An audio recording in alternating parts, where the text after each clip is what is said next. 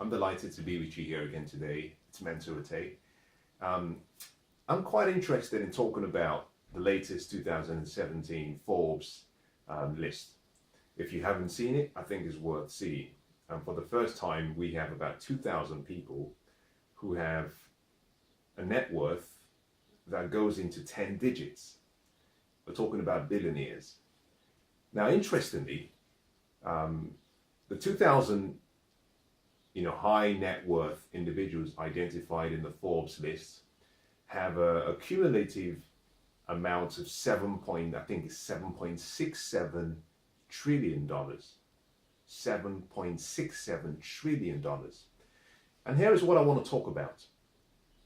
Do you know that if we were to take that $7.67 trillion and we were to distribute that $7.67 trillion equally across the 7 billion people we have in the world, do you know that within a 10-year period, that all of that money will be back in the same pockets?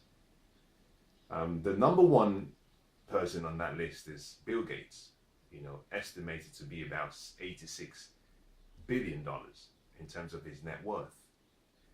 Next we have the Oracle of Omaha, Warren Buffett. And next we have the Amazon leader, Jeff Bezos.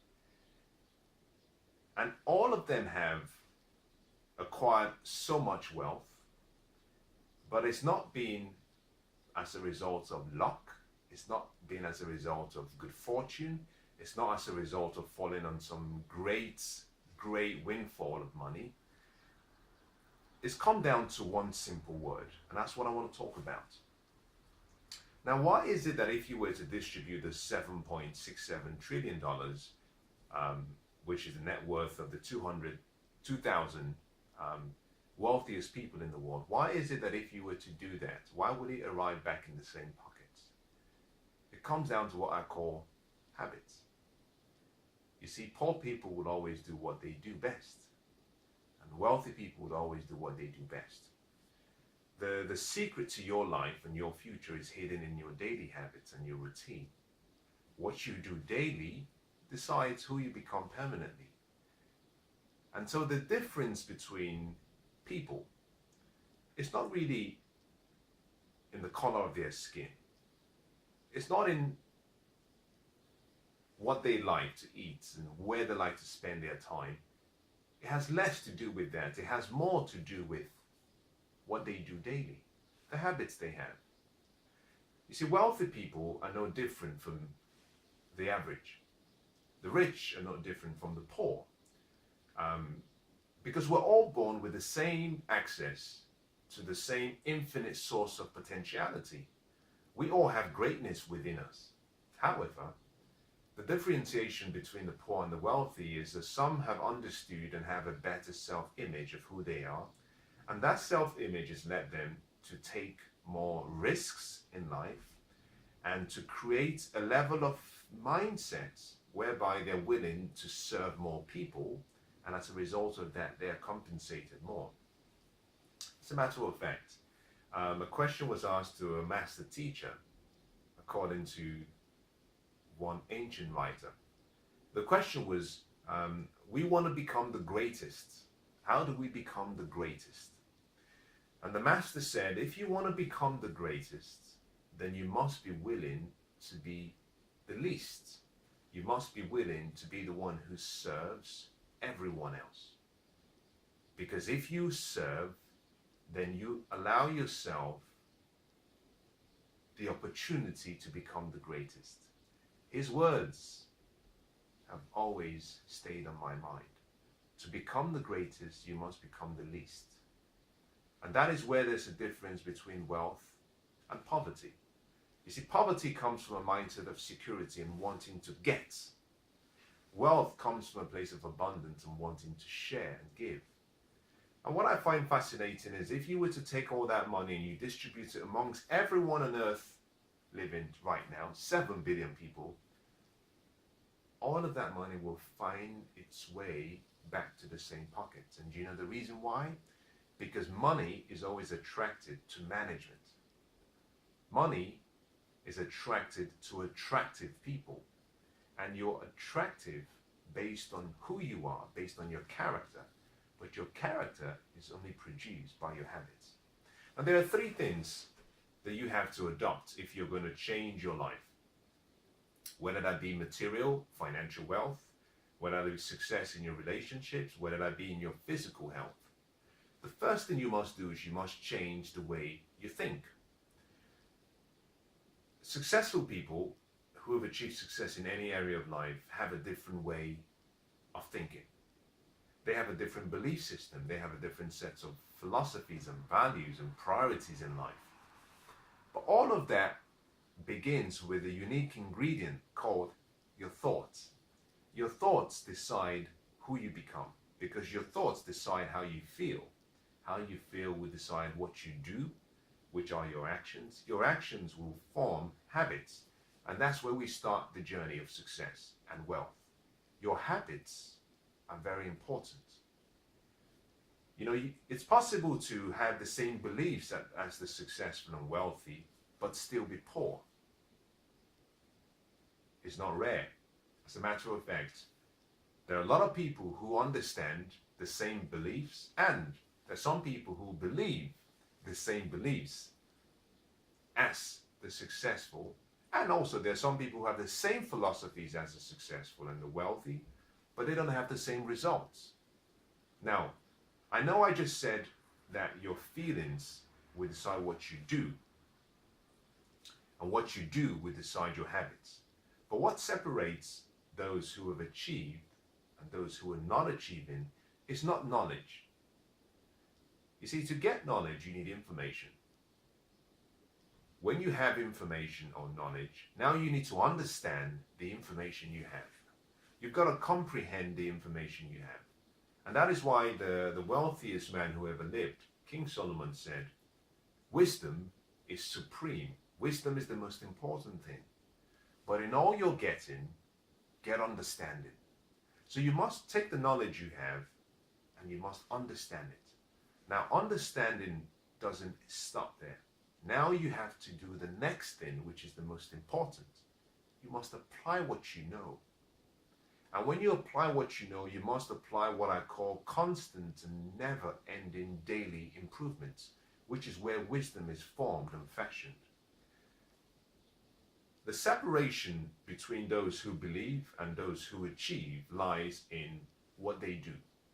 So you can meet some people who have the same philosophies as the wealthy and successful, the same beliefs, but they have a different habit. And that is why the great book says, do not only be hearers of the word, you have to be doers of the word.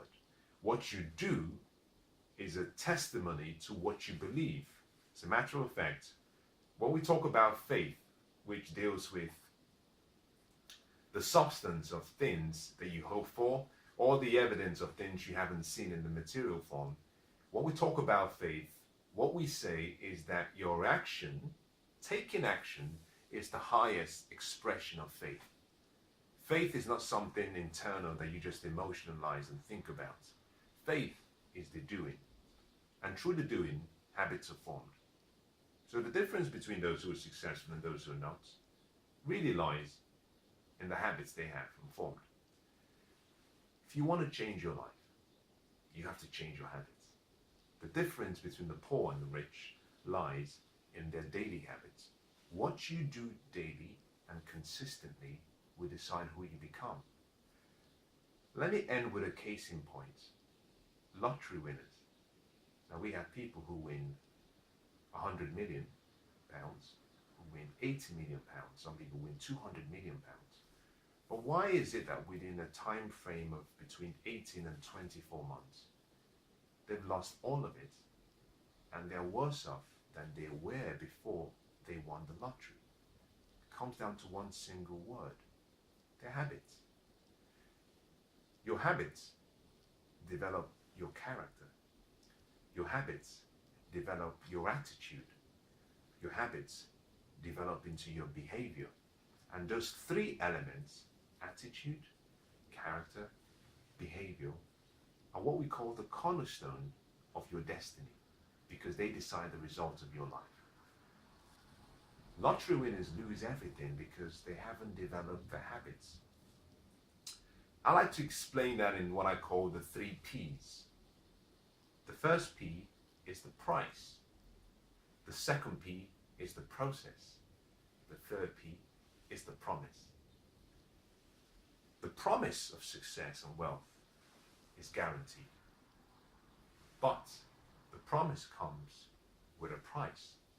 The price must be paid in full. The price must be paid in advance. And once it's been paid, the process must be allowed to run its course.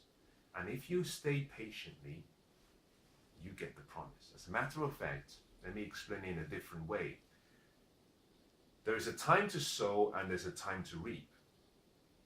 In between both is what we call the wait. You can sow and you can reap, but you never do both at the same time. Most people who achieve a windfall of fortune, who have not gone through the process, will always lose what they have. And that is the reason why, if you were to distribute all of the wealth across the whole world, across everyone equally, it would arrive back in the same pockets, because the wealthy and the rich, the intelligent, the hardworking will do what they do best, because they understand the laws of life. They will simply go back to paying the price, and they'll combine that with the process, and automatically, once they've completed the process, the promise will be there waiting for them. Money is attracted to management. Money is attracted to integrity. Integrity means wholeness. You cannot be whole, you cannot be complete, except you have habits connected with a character, connected with a behavior, connected with a lifestyle. When you have all of those, you have integrity. So, whilst we're excited about the Forbes list, I think what we should be excited about is drawing inspiration from all these great men. There's really incredible people. I think it's 20,000. Did I say 20,000 and 2,000? I can't remember now. I think it's 20,000 people who are billionaires or more. I don't know. I can't remember now. What we should be focused on is drawing on the inspiration from the fact that these are people who have demonstrated over time, because about 80% of all the people on the Forbes list did not acquire their wealth in 1 year. They've had to put the price, pay the price. They've had to pay it consistently over time. They've had to endure the process, and they've actually achieved the promise. And once they've achieved the promise, they've gone back again. This is the key. They've gone back to the start, and they've repeated it, and they've kept repeating it. And interestingly, over time, we've come to see them as giants and people we admire. And I think in reading the Forbes magazine, one of the things we should focus on is saying, how can we do? How can we learn the habits they have?